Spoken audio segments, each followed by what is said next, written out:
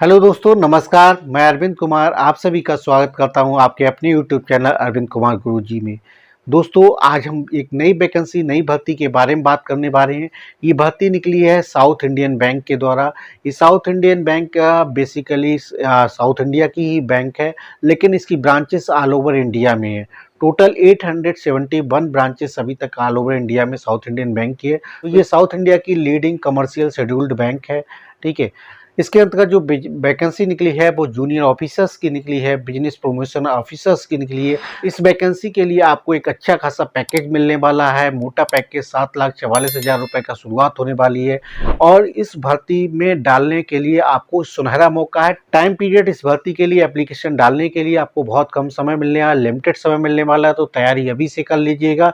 ठीक है। इस वैकेंसी में बहुत कम लोग जो है फार्म डाल पाएंगे और बहुत कम लोग जो है इसमें इंटरेस्ट लेंगे। उसकी वजह ये है कि क्योंकि ये भर्ती जो है कॉन्ट्रैक्ट बेसिस पे है, लेकिन अच्छा पैकेज अगर आपको मिल रहा है इस बेरोजगारी के दौर में, तो आपको निश्चित ही इसमें जाना चाहिए। बहुत ज़्यादा टफ इसका एग्जाम नहीं होने वाला है। ठीक है। और इस कॉन्ट्रैक्ट पीरियड के बाद आपको परमानेंट पोस्टिंग भी मिलने वाली है। तो इसी भर्ती के बारे में हम विस्तार से अब इस वीडियो में डिस्कस करने वाले हैं। सबसे पहले हम बात कर लेते हैं, जो पोस्ट का नाम होगा वो junior officer business promotion officer का होगा। ठीक है। एप्लीकेशन की बात करते हैं तो 19 मई 2025 से शुरू हो रही है। लास्ट डेट की बात करते हैं तो 26 मई 2025 रहने वाली है। देखिए, बहुत कम टाइम मिलेगा आपको, एक हफ्ते का ही समय मिलेगा, तो इसको मिस मत करिएगा। फटाफट जैसे ही इसके एप्लीकेशन आपके खुले, आप फटाफट इसका आवेदन कर दीजिएगा। 19 तारीख से शुरू रहेगा तो आप 20 तारीख से आवेदन शुरू कर दीजिएगा। ठीक है। एज की बात करते हैं तो मैक्सिमम जो एज है 28 साल की मांगी गई है। 30 अप्रैल 2025 को मैक्सिमम एज 28 साल मांगी गई है। ठीक है। SC/ST कैटेगरी वाले लोगों के लिए 5 साल का रिलैक्सेशन मिलने वाला है। OBC कैटेगरी के लोगों के लिए रिलैक्सेशन मिलेगा या नहीं, ये एडवर्टाइजमेंट में कुछ इन्होंने मेंशन नहीं किया है। मान के चलिए OBC को ये रिलैक्सेशन नहीं देने वाले, केवल SC/ST को ही रिलैक्सेशन 5 साल का मिलने वाला है। अब बात कर लेते हैं क्वालिफिकेशन की। तो ग्रेजुएशन यानी किसी भी स्ट्रीम में आपने ग्रेजुएशन कर रखा है, BA कर रखा है, BSc कर रखा है, BCom कर रखा है, BTech कर रखा है, ठीक है, या ICW कर रखा है, CA कर रखा है, कोई भी अगर ग्रेजुएशन की डिग्री है आपके पास किसी रिकॉग्नाइज्ड यूनिवर्सिटी के द्वारा, तो आप इसके लिए एलिजिबल हैं, आवेदन कर सकते हैं।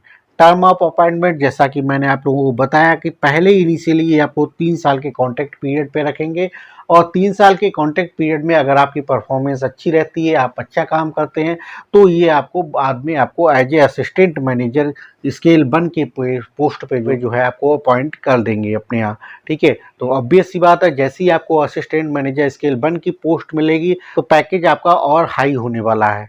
ठीक है। तो एक बढ़िया वैकेंसी है। बॉन्ड की बात करते हैं, कोई भी बॉन्ड नहीं है। अगर सपोज करो कि आप बैंक की तैयारी कर रहे हो और इस बैंक में आपने ज्वाइन कर लिया, और इस बैंक की नौकरी ज्वाइन करने के बाद आपका उसमें सिलेक्शन हो जाता है, तो आप इसको कभी भी स्विच कर सकते हो।